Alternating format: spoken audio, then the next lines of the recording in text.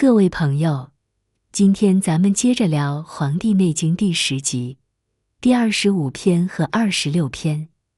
第25篇，咱们来讲讲《素问》里的奇病论篇。光听这名就知道，这里说的都是些不太常见的毛病。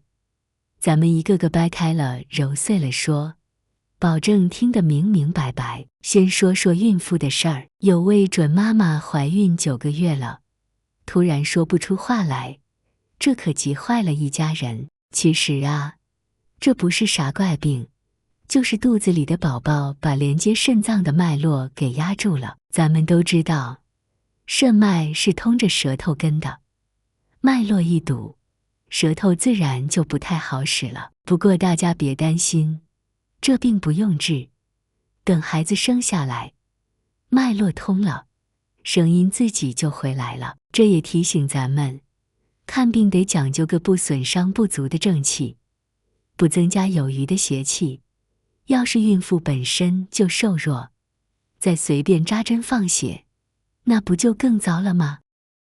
再来说说息肌这种病，得了这病的人，胁下老是胀胀的，还老觉得气不够用，一喘一喘的，这毛病拖个2、3年都不好。但奇怪的是，它不耽误吃饭。这种病可不能随便用艾灸或者扎针，得慢慢调理，配合着导引锻炼，光靠吃药效果也不好。还有一种叫浮梁的病，患者大腿、小腿都肿，肚脐周围还一阵一阵的疼，这是风邪在肚子里扎根了，跑到大肠和荒膜那儿去了。荒膜正好在肚脐下面，所以疼起来就绕着肚脐转。这种病可不能随便按摩，不然可能会让人小便不畅快，那麻烦就更大了。要是有人手腕那儿的脉搏跳得特别快，身上的筋还老抽抽，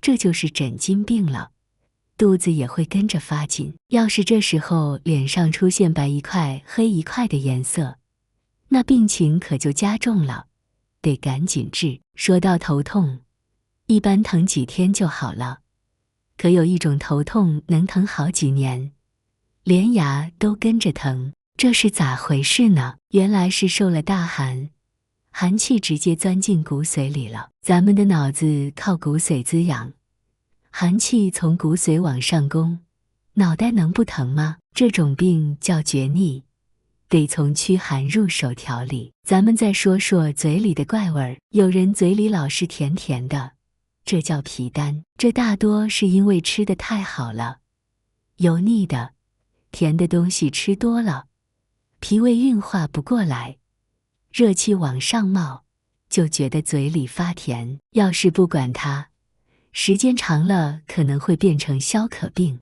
这时候用点兰草泡水喝，能帮着清除体内的浊气。还有人嘴里发苦，这叫胆丹。中医说肝主谋虑，胆主决断，要是老琢磨事儿，拿不定主意，胆气就会变虚，胆汁往上涌，嘴里就发苦。这种病可以按摩胆经的募穴和俞穴，具体的方法在《阴阳12观相识》里有详细说。再来说一种比较凶险的病，有人一天要尿几10次，这是正气不足的表现，可同时又浑身烫得像炭火，脖子和胸口那儿像有东西堵着，喘气也特别急，这又是邪气太盛的样子。摸脉的话，太阴脉细得像头发簪，这种病叫厥，是脾太虚，胃里热太盛，还影响到了肺，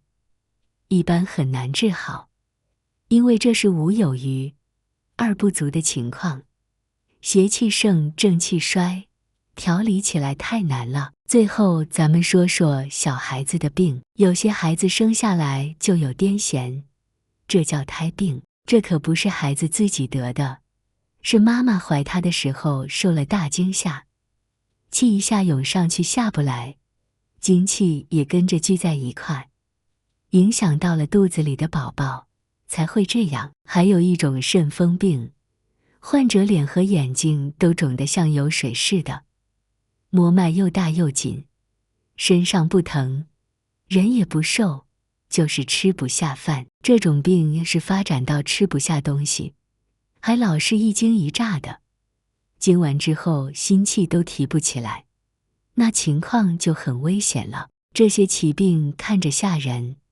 但《黄帝内经》都给咱们指出了病因和调理方向，关键还是要根据具体情况辨证施治。咱们了解这些，也是为了更好地爱护自己和家人的身体。聊完了奇病论篇，咱们再来说说脉解篇。这一篇主要讲的是六经和月份的关系，还有40阴阳变化对六经病变的影响，以及六经病变是咋回事。先看太阳经。太阳经对应的是正月，正月阳气开始往外冒，但阴寒之气还很盛，阳气不能顺顺当当往上走，就可能让人腰肿、臀部疼。要是阳气有点虚，冬天受了寒，还可能让人一条腿不好使，成了跛子。要是阳气一个劲往上冲，就会脖子发硬，牵扯着后背疼，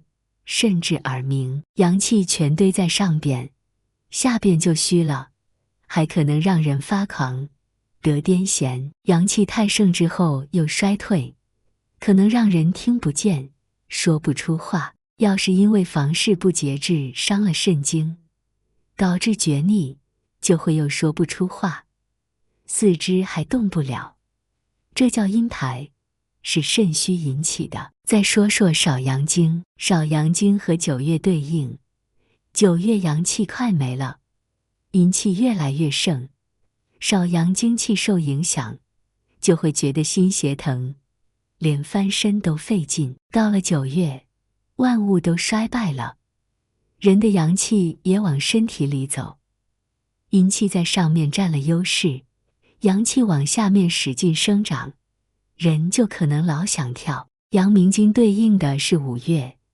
，5月阳气最盛，但阴气也开始冒头了，一冷一热的，人就可能打寒颤。5月阳气开始衰退，阴气往上涌，和阳气较劲，就会让小腿肿，大腿抬不起来。阴气上下乱窜，跑到脏腑之间，就会导致水肿，还可能让人喘气费劲，胸口疼，没力气。要是阳气和阴气打得厉害，人就会厥逆，讨厌见人，怕火，听到木头响就吓得一哆嗦，还想关起门来自己待着。有时候阴阳再争起来，阳气占了上风，跑到外面，人就会跑到高处唱歌，脱光衣服乱跑。要是邪气跑到阳明经的小络脉里，还会让人头疼，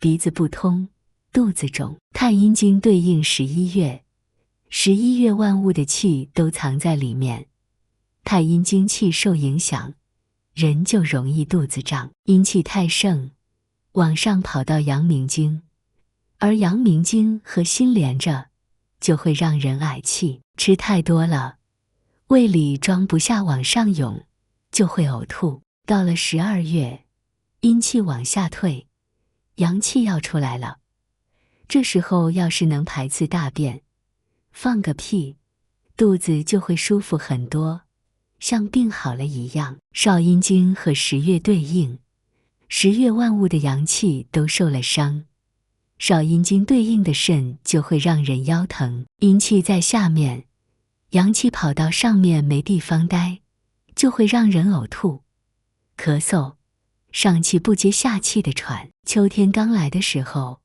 阴阳不稳定，人就会没劲儿，站也站不久，坐也坐不久，站起来就眼花看不清东西。阳气调理不好，闷在里面，肝气没法正常工作，人就爱生气，这叫坚决。秋天阴气少，阳气往里走，阴阳一争，人就会吓得好像有人要打自己。胃里没力气，就会讨厌食物的味道。秋天耗伤了体内的精气，人脸色就会发黑，像土地的颜色。阳气在上面不够盛，血脉太满，就会咳嗽带血，还可能从鼻子流血。最后是厥阴经，对应3月。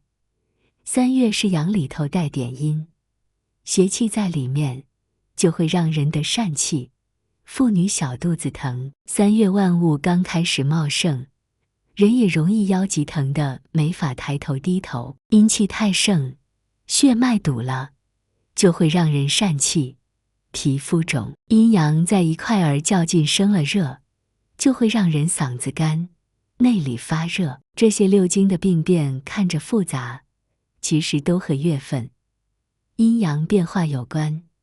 摸清了这些规律，就能更好地理解病情啦。如果你喜欢《黄帝内经大白话》，请按点赞、分享、订阅，我们下期见。